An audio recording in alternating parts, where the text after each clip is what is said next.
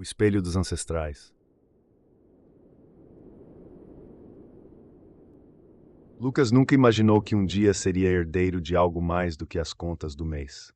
Um chamado inesperado o levou à casa de um advogado desconhecido, que lhe explicou em termos formais que ele era o único herdeiro de uma mansão antiga no interior, pertencente a um tio-avô distante que ele mal conhecia.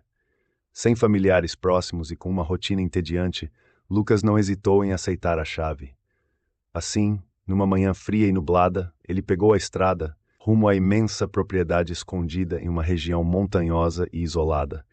O caminho era repleto de neblina, o que tornava tudo mais sombrio e menos acolhedor do que esperava. Ao chegar, sentiu um arrepio. A casa, apesar de majestosa, parecia estar adormecida, como se o tempo tivesse passado por ela sem nunca realmente tocar suas paredes e jardins.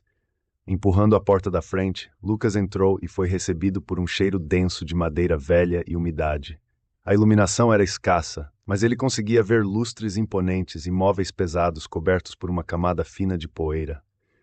Explorando os cômodos, algo o inquietava. Embora a mansão estivesse abandonada, parecia intocada, com retratos antigos nas paredes, objetos cuidadosamente posicionados e uma atmosfera estranhamente viva.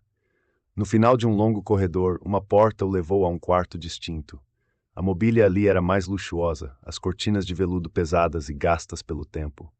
Mas o que realmente capturou sua atenção foi um espelho antigo, de moldura dourada ornamentada, repousando encostado na parede ao fundo, parcialmente encoberto por um lençol de tecido grosso.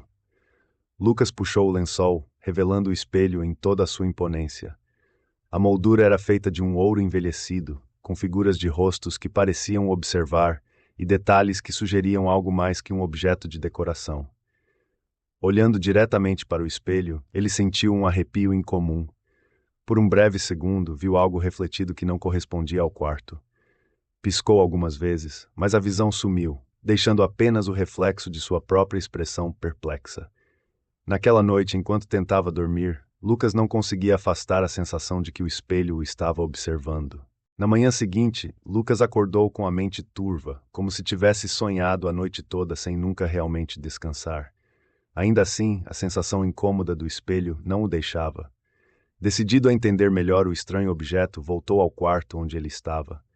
Desta vez, estudou a moldura com mais atenção, percebendo que os rostos talhados no ouro tinham expressões perturbadoras, quase de sofrimento. Enquanto observava o espelho, um som suave e quase inaudível o fez virar a cabeça, como se alguém estivesse sussurrando bem ao seu lado. Franziu a testa e, sem desviar o olhar, tentou se concentrar. O sussurro parecia vir de dentro do espelho, oscilando como uma brisa distante. Aproximou-se e, por um momento, sentiu que algo o chamava.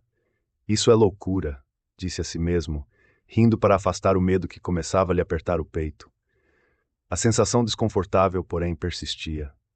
Nos dias seguintes, Lucas passou a notar uma série de ocorrências estranhas. Ao caminhar pela mansão, tinha a impressão de ver vultos no canto do olho, mas ao se virar, não havia ninguém. Os quadros nas paredes pareciam mudar de ângulo, e os corredores emitiam sons baixos, como sussurros abafados que só se ouviam em silêncio total. Cada vez mais, ele se pegava atraído pelo espelho no quarto antigo, embora não soubesse explicar o porquê. Determinou-se a investigar a origem do espelho e se dirigiu à pequena biblioteca da mansão. Em uma prateleira escondida por livros empoeirados, encontrou um velho diário que parecia pertencer a um dos moradores anteriores.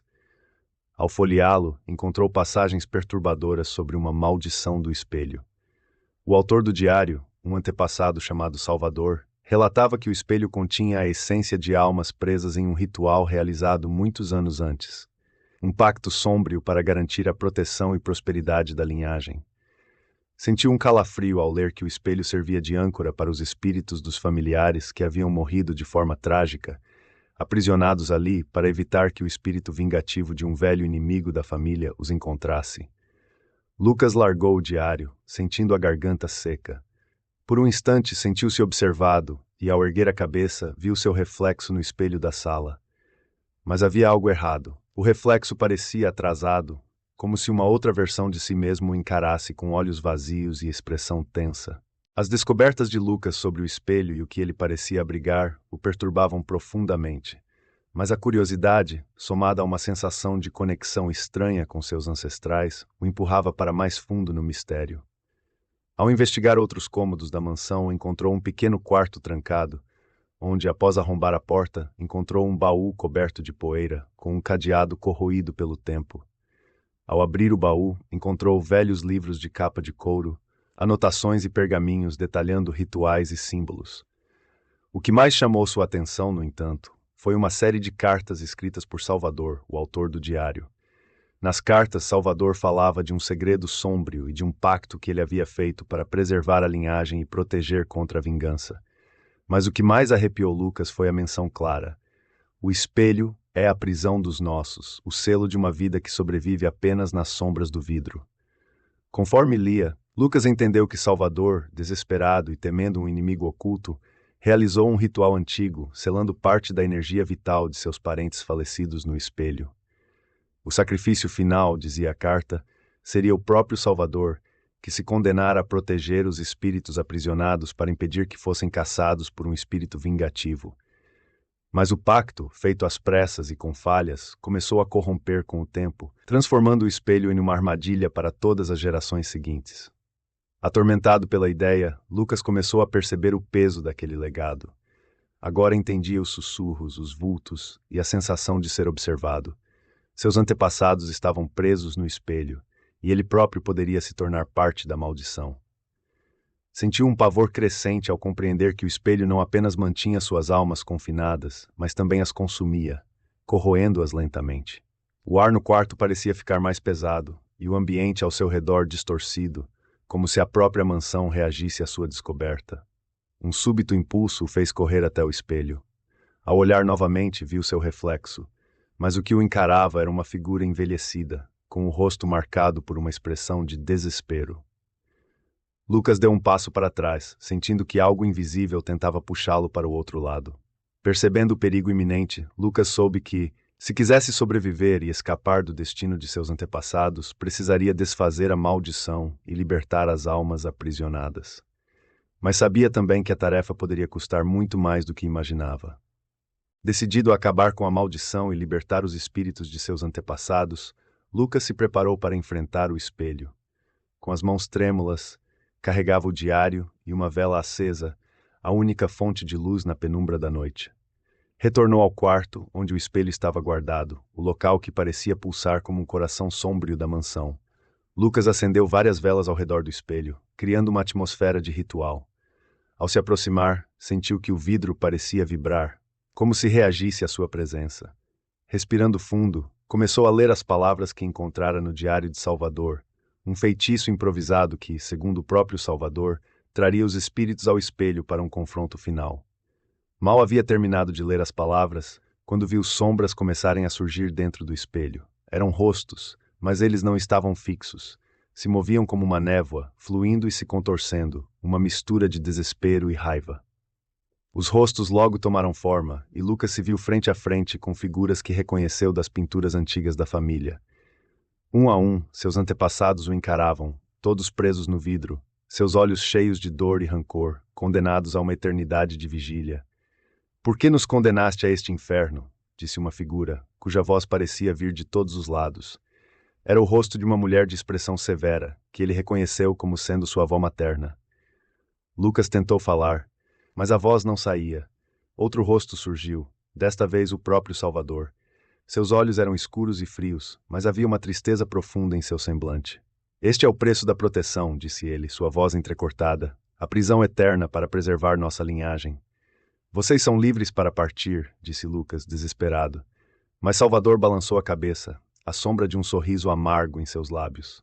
"Não somos nós que partimos, Lucas. A escolha final sempre pertence ao herdeiro."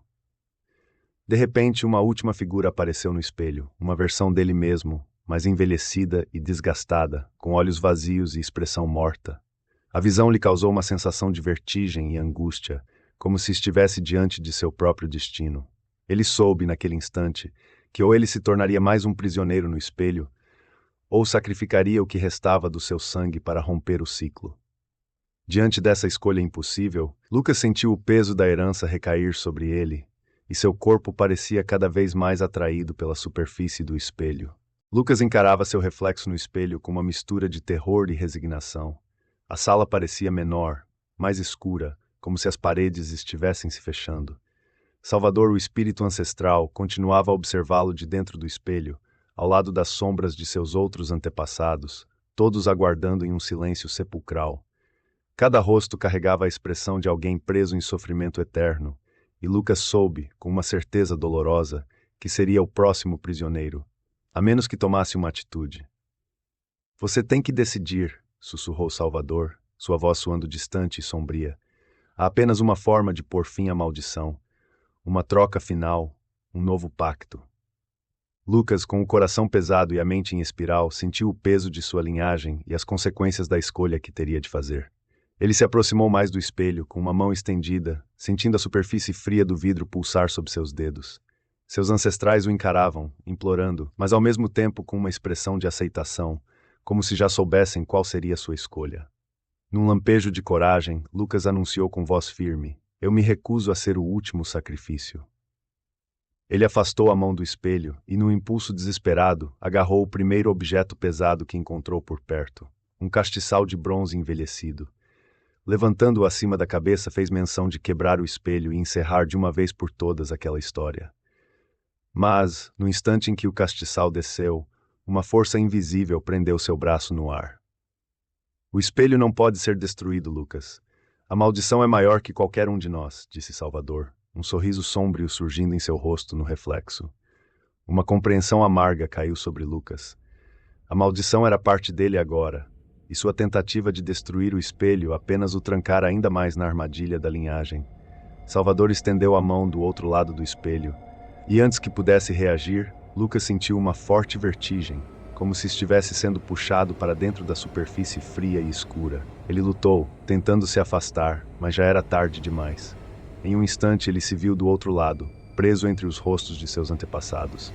Agora ele fazia parte da galeria de almas presas na reluzente prisão dourada, e ali de dentro do espelho, Lucas pôde ver o seu próprio reflexo de fora. Salvador, com um novo corpo, observando-o e assumindo seu lugar no mundo. O espelho retornou ao silêncio, enquanto o novo Salvador sorria livre para começar o ciclo mais uma vez.